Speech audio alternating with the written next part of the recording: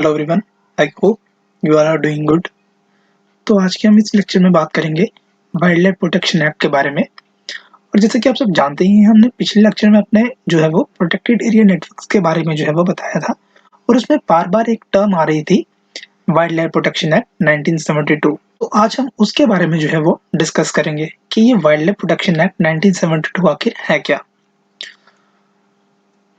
तो wild life protection जो act है, अगर उसको हम थोड़ा पीछे जाएं तो 5 जून 1972 में एक यूएन कॉन्फ्रेंस हुई थी ऑन ह्यूमन एनवायरनमेंट। और ये हुई कहाँ पे थी? ये हुई थी स्टॉकहोल्म में। और इसी के लिए जो ये ह्यूमन एनवायरनमेंट पे जो कॉन्फ्रेंस हुई थी, इसके पर्सपेक्टिव में जो है वो 5 जून को जो है वो एनवायरनमेंट डे के तौर पे जो है वो मनाया जाता है पूरे वर्ल्ड में। तो इसी चीज को जो है वो आगे और लेते हुए एक तो गवर्नमेंट ने जो है वो 1970s में जो है वो एक वाइल्ड लाइफ पॉलिसी जो लाई थी, उसको भी इम्प्लीमेंट करना था। और एक ये 1972 में जो स्टॉकहोल्म में जो यूएन कॉन्फ्रेंस हुई थी, इसको भी जो है वो एक लीगल तौर पे उसको रेगुलेट करना था इंडिया में। तो इसके पर्सपेक्टिव में ही गवर्नमेंट ने जो है वो वाइल्ड लाइफ प्रोटेक्शन एक्ट 1972 जो है वो लाया था। तो ये तो होगी इसकी हिस्टोरिकली बैकग्राउंड। और अगर हम अपने कुछ और कॉन्स्टिट्यूशनल प्रोविजंस देखें, इसको जो है वो आप, ये इसके रिलेटेड में नहीं है, लेकिन ये सिर्फ एडिशनल इंफॉर्मेशन है आपके लिए। आप इसको चाहे तो अपने एग्जाम्स में भी इसको कोट कर सकते हैं। तो जैसे कि हम आर्टिकल 48A में देखते हैं, तो उसमें ये कहा गया है कि जो स्टेट है वो कोई भी प्रोटेक्ट इन्वायरमेंट है, कोई भी ऐसी जगह है, फॉरेस्ट है, वाइल्ड लाइफ सेंचुरी है, तो उसको प्रोटेक्ट करने के लिए वो कोई भी कानून जो है वो बना सकती है उस वाइल्ड लाइफ को प्रोटेक्ट करने के लिए। तो 48A में ये लिखा गया है।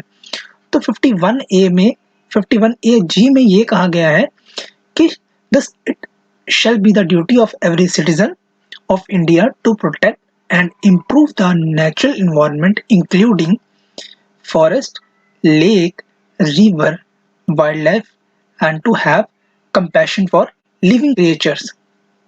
तो इसमें ये कहा गया है कि जो 51A है, 51AG, उसके अंदर जो है वो सिटीजन्स का भी रोल बनता है एक हमारे इन्वायरमेंट को जो है वो प्रोटेक्ट करने में। तो ये चीज़ भी आप यहाँ पे कोट कर सकते हैं। और 21A आर्टिकल जो है वो फंडामेंटल राइट ये कहता है कि हर एक सिटीजन का जो है वो राइट है, उनको जो है वो एक क्लीन इन्वायरमेंट जो है वो इनको मिले। तो क्लीन इन्वायरमेंट कैसे होगा? जब स्टेट और जो सिटीजन्स होंगे हमारी कंट्री के, वो दोनों मिलके जो है वो हमारे इन्वायरमेंट को जो है वो सेव करेंगे। ये आपकी और हमारी ड्यूटी है अपने इन्वायरमेंट को बचाने की, अकेली गवर्नमेंट की जिम्मेदारी नहीं है ये। तो हमारे सिटीजन्स को भी जो है ये अपनी जिम्मेवारी समझनी पड़ेगी। तो चलिए ये बात तो हम यहाँ पे रहने देते हैं, अब थोड़ी आगे चलते हैं, पर पर्टिकुलरली बात करते हैं वाइल्ड लाइफ प्रोटेक्शन एक्ट 1972 के ऊपर। तो जो वाइल्ड लाइफ प्रोटेक्शन एक्ट है 1972, ये 6 शेड्यूल्स में है जो वो डिवाइड हुआ है, लेकिन काउंट किए जाते हैं सिर्फ 5 शेड्यूल्स। तो उसको रीजन आप यहाँ पे देख रहे होंगे कि जो शेड्यूल 3rd एंड 4th है, वो दोनों जो है वो एक ही कैटेगरी में आते हैं। उन दोनों के जो प्रोविजंस हैं वो ऑलमोस्ट सेम है, इसलिए इनको जो है वो अलग अलग नहीं गिनते, इनको एक ही प्रोविजन में जो है वो गिनते हैं। और इसमें कुछ इतने खास डिफरेंसेस नहीं है, डिफरेंसेस इसमें कुछ माइनर डिफरेंसेस है, वो इसमें जो है वो इंक्लूड नहीं किए जाते। तो चलिए अब हम शेड्यूल 1 की ओर चलते हैं। तो अगर हम शेड्यूल 1 की ओर चलें, तो शेड्यूल 1 में जो स्पीशीज आती हैं वो एंडेंजर्ड स्पीशीज आती हैं।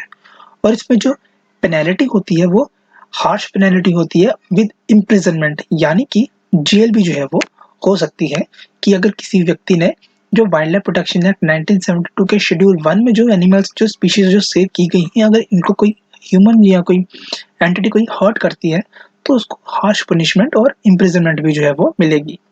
और इसकी हंटिंग जो है वो बिल्कुल भी अलाउड नहीं है, और इसका ट्रेड भी जो है वो प्रोहिबिटेड किया हुआ है। तो इसके एग्जाम्पल्स जो मैंने यहाँ पे कुछ लिखी हैं, tigers, black buck, Himalayan brown bear, तो ये सारे कुछ इम्पोर्टेंट जो थे स्पीशीज थे, जिनको मैंने यहाँ पे जो है वो एग्जाम्पल के तौर पे यहाँ पे लिखा है। तो आप चाहे तो इनको देख सकते हैं। और अगर शेड्यूल 2 की बात करें, तो शेड्यूल 2 में जो स्पीशीज आती हैं, वो कुछ स्पीशीज नीचे एग्जाम्पल के तौर पे दी हैं, लेकिन जो इसकी पेनल्टी है वो हार्श पेनल्टी है। बस इसमें जो है वो इम्प्रिजनमेंट नहीं होती, पहले में इम्प्रिजनमेंट होती है, सेकंड में जो है वो इम्प्रिजनमेंट नहीं होती, लेकिन इसकी पेनल्टी जो है वो काफ़ी हार्श है। और इसकी हंटिंग और ट्रेड जो है वो अलाउड नहीं है। तो अब हम थर्ड शेड्यूल में देखते हैं। तो थर्ड और फोर्थ शेड्यूल, जैसा कि मैंने आपको कहा कि वो दोनों जो है वो सेम ही है, और इसमें जो स्पीशीज आती हैं वो नॉट एंडेंजर्ड स्पीशीज आती हैं। जो स्पीशीज जो है वो एंडेंजर्ड नहीं है, लेकिन उन स्पीशीज को यहाँ पे जो है वो थर्ड और फोर्थ शेड्यूल में जो है वो रखा गया है। और इसमें जो पेनल्टी होती है वो फर्स्ट एंड सेकंड के मुकाबले जो है वो थोड़ी सी कम होती है, लेकिन इसमें भी जो है वो काफ़ी स्ट्रिक्ट पेनल्टी होती है। ये नहीं है कि इसमें less compare to the first and second तो आप कुछ भी कर सकते हैं, लेकिन ऐसा नहीं है। इसमें भी पेनल्टी थोड़ी स्ट्रिक्ट होती है, बस फर्स्ट एंड सेकंड के पर्सपेक्टिव में थोड़ी कम होती है। और अगर हम हंटिंग की बात करें तो इसमें जो हंटिंग है वो बिल्कुल भी अलाउड नहीं है। तो इसमें कुछ एग्जांपल्स आप यहाँ पे देख सकते हैं, जैसे हिमालयन रैट, फ्लाइंग फॉक्स। तो ये कुछ जो है यहाँ पे एग्जांपल मैंने यहाँ पे लिखी हैं। तो अगर हम शेड्यूल फिफ्थ की बात करें तो इसमें जो स्पीशीज आती हैं वो उनको जो है वो उनकी हंटिंग जो है वो अलाउड होती है।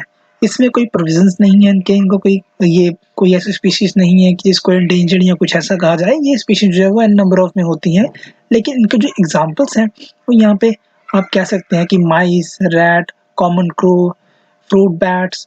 तो ये सारे जो कुछ स्पीशीज है इनकी जो हंटिंग है वो अलाउड नहीं है। इनको अगर आप हंट करेंगे तो इसमें कोई भी जो है वो आपको पनिशमेंट या पेनल्टी जो है वो नहीं लगाएगी। ये शेड्यूल फिफ्थ में जो है ये आते हैं। ये भी नहीं है कि आप जो है वो इसको पूरा ही पूरा जो है वो एक उसको एक्सप्लॉइट ही कर दें चीज़ को, लेकिन उसमें भी थोड़ी कुछ जो है वो प्रोविजंस में रखे हुए हैं। तो अगर हम शेड्यूल सिक्स की बात करें तो इसमें जो स्पीशीज है वो प्लांट की स्पीशीज को भी यहाँ पे कुछ है जो वो इंक्लूड किया गया है, और वो कौन सी प्लांट की स्पीशीज है जिनकी जो कल्टीवेशन है वो प्रोहिबिटेड की हुई है। तो आई होप आपको ये वीडियो जो है वो इन्फॉर्मेटिव लगा हो। See you in next video. Till then, thank you.